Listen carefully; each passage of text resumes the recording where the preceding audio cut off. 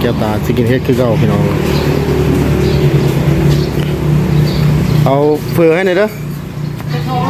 บอกกินอยู่นี่แหละเมนูขายนี่ขายถ้วยเท่าไหร่เนาะที่หากับซีฟเอาที่หาแล้วเอา15,000เลยทุกวันรีวิวเลยเด้อรีวิวหาหน่อยเลยโต๊ะก็4-5 โต๊ะพี่น้องเลยแคมทางทานเพิ่นทานเพิ่นก็ตัวนาสางน้ำมันเนาะสางน้ำมันพ่นทรายพี่น้องเลยทางไปพุ่นละทุ่งโมแข็งทางไปรักษาที่มาไปโมโคทานเพิ่นก็นี่แหละ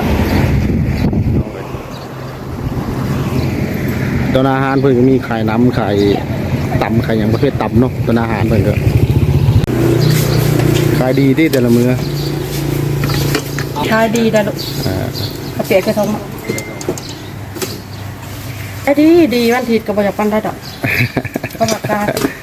นี่แหละนี่กำลังปรุงให้พี่น้องเลยโอ้น้ำซุปมันเนี่ยแม่ว้าก๋วยเตี๋ยวเนื้อพี่น้องเลยเปียกท้องน้ำละให้เพิ่นนี่แหละเพิ่นที่นางแท้ปุ๊บดูเปียกต้นน้ำนั่นแหละมาแล้วพี่น้องเลยน่ากินสีหนึ่งแต่งเลยจะมาปรุงพี่น้องกัน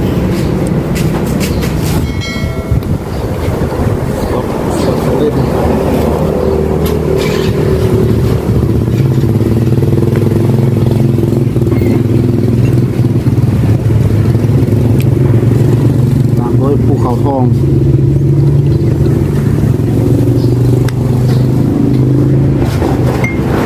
พริกไทย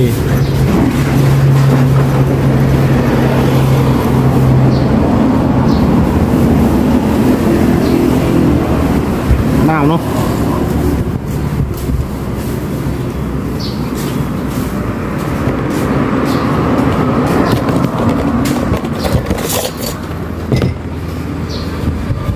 นี่ทีเด็ดคือหมกเป็ด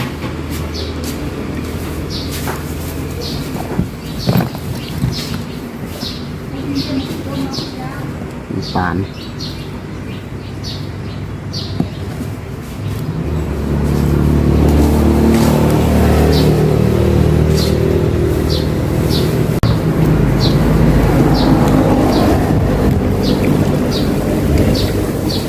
น่ากินเด้อพี่น้องเด้อน่ากินเด้อ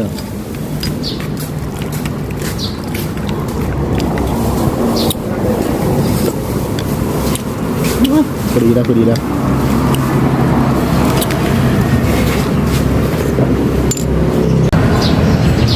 สบายดีสวัสดีเป็นทางการพี่น้องคือเก้าพี่น้องเลยผมเฟออยู่ร้านเพิ่นตั้งอยู่ตนาสางน้ำมันบ้านพุทธไซผัดเพิ่นก็ให้หลายตัวแล้วก็หอมเนาะสลัดหัวหอมพิกัดทีเด็ดพิกัดเป็นให้หลายมาน้องอะไรที่มัดเส้นเด้อสายเส้นเด้อสายเส้นกินย่างเช้าก่อนไปเวียดไปงานเนาะแต่ละคน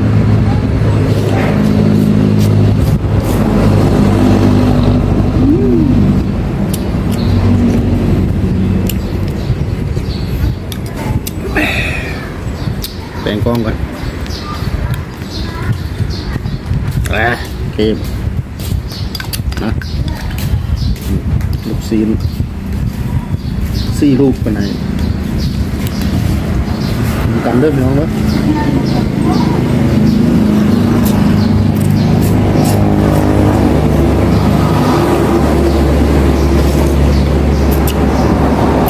คนใช่พี่น้องเลย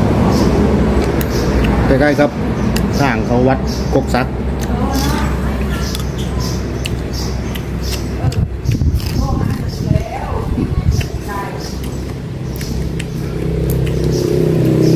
รือก๋วยเตี๋ยวเนาะต้องเน้นผัก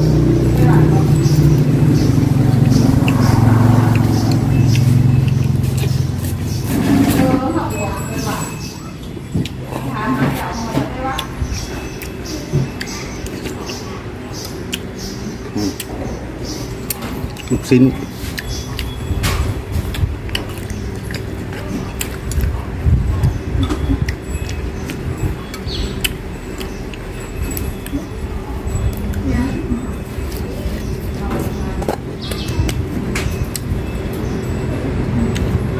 ดีเวียด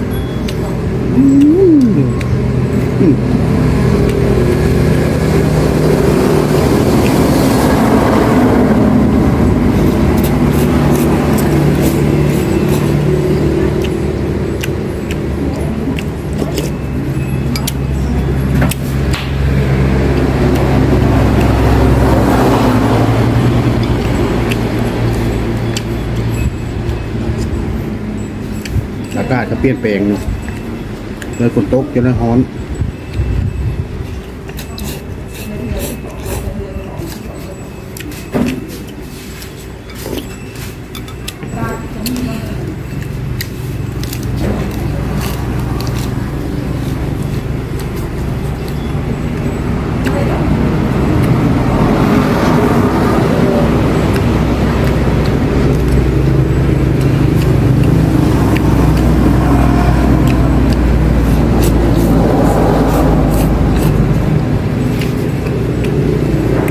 มันขายดีเหมือนกัน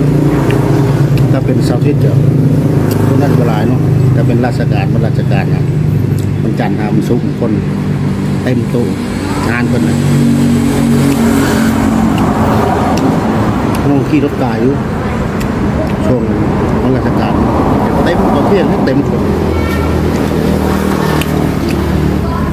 นี่ได้มาคือเย็นนะเสื้อผ้าที่เป็นจับออกมาทำมา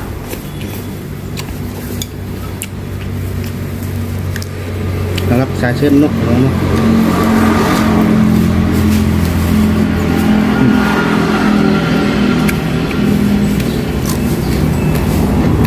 ทั่ว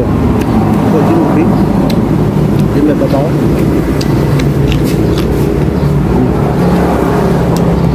เป็นลงไปน้ำ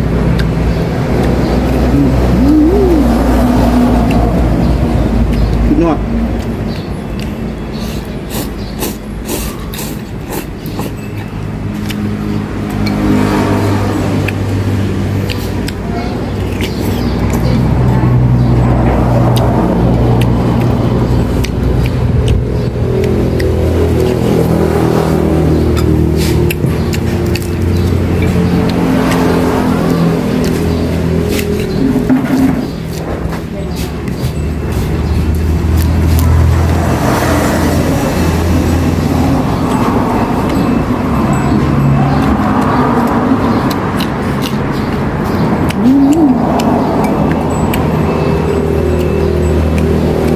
ด้วยลูกชิ้นเข้าไป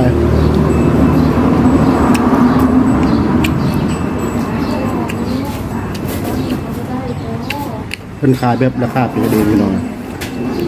สั่ง10ก็ได้สั่ง15ก็ได้เจ้าตาสั่ง15เลย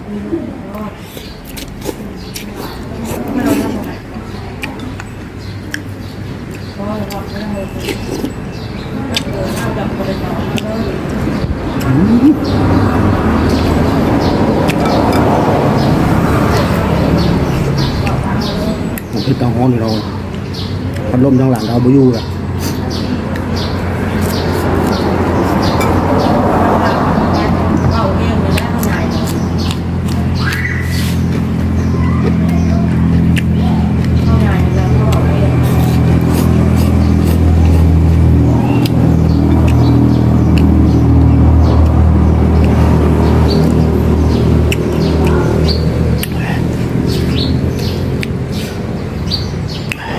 โอ้เผ็ด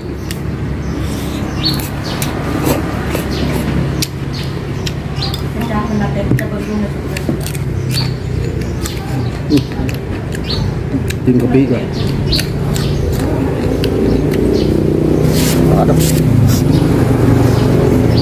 กระเทียมเลย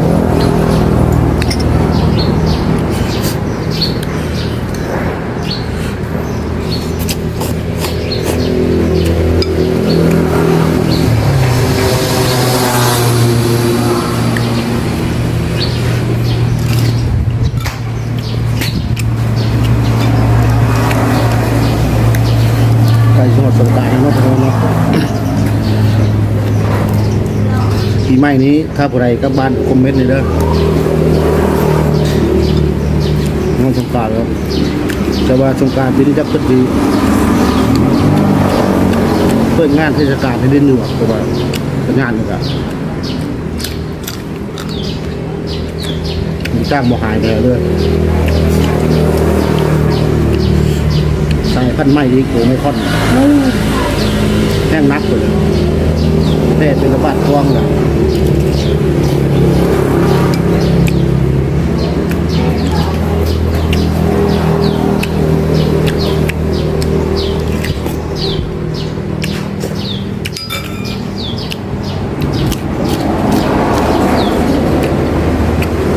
ขาดเป็นมด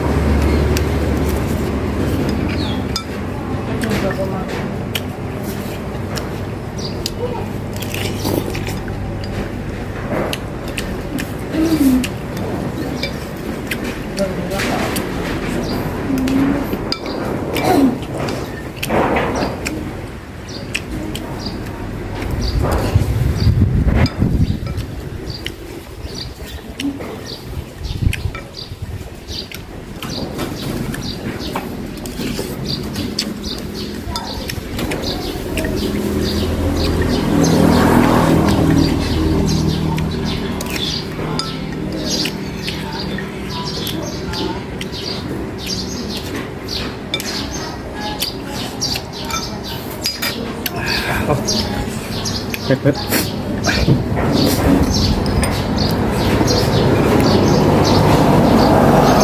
ลงไป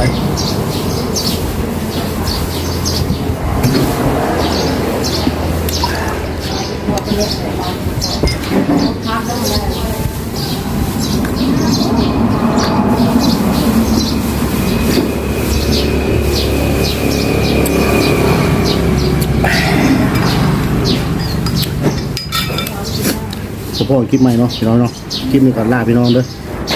อย่าลืมตามอะไรกับเบิ้งก่อนลืมกดไลค์กดแชร์กดติดตามเลยเด้อครับเมนูผัดกินประเภทเส้นเจ้าตาบ๊ายบายสบายดีทุกคน